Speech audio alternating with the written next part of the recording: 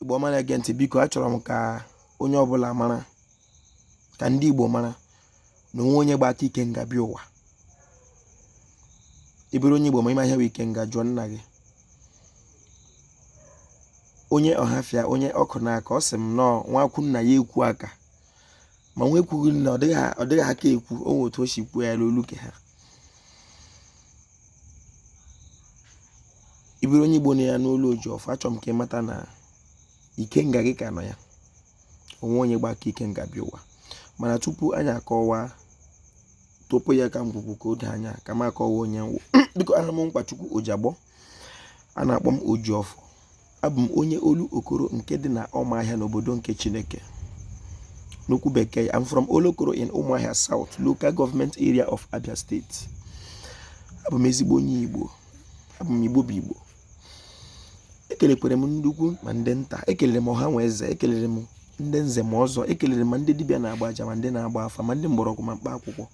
Ojiọfọ kelere. Asị m ihe onye chiri ya zere. Igbo mma n'uwo. Biko isiokwu m n'ụbọchị nke taa bụ na onwe onye gba aka Ikenga bịa ụwa.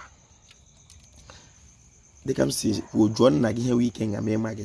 Nke kwana wa aka Ikenga, nke a wa aka ibita. Ọ wee mata Ikenga gị, site na Ikenga gị ka ị ga-eji chọpụta akara iji bịa ụwa.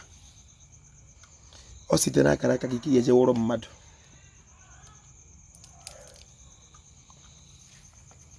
Mgbe gboo, ọ na-eme onye Igbo mụọ nwa, ya ga-ajụ ese nwa ahụ bịara ya ụwa, onye wụ onye a, olee ebe o si bịa, ọ bụ gịnị bụ akara aka ya, o nwere ihe o metere n'ụwa mbụ, nke a na-akpọ ụtụrụ.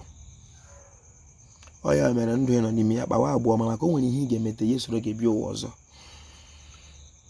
Ikekwa mụọ gị ga wuru onye isi, ya wuru ụgwọ ọrụ gị ka ị bịara iri, maka ọrụ niile nwere ụgwọ. Ana ndị nna anyị gwara anyị na onye nwụrụ anwụ na-alụ ụwa ọzọ. Ọ bụ Ojiọfọ na-ekwu, onye olu okoro.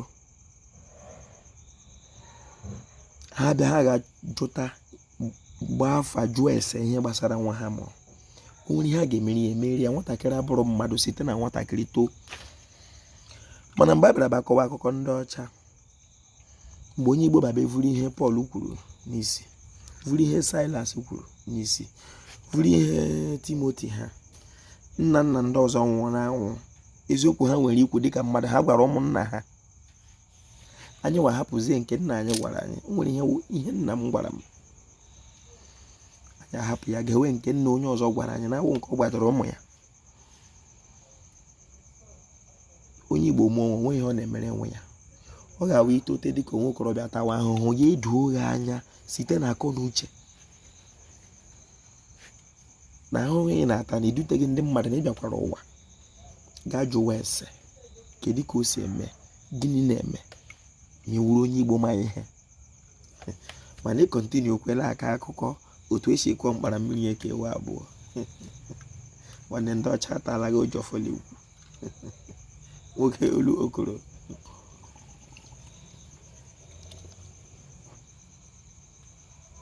Ịmara ihe niile ma ịma onwe gị, ịmaghị ihe.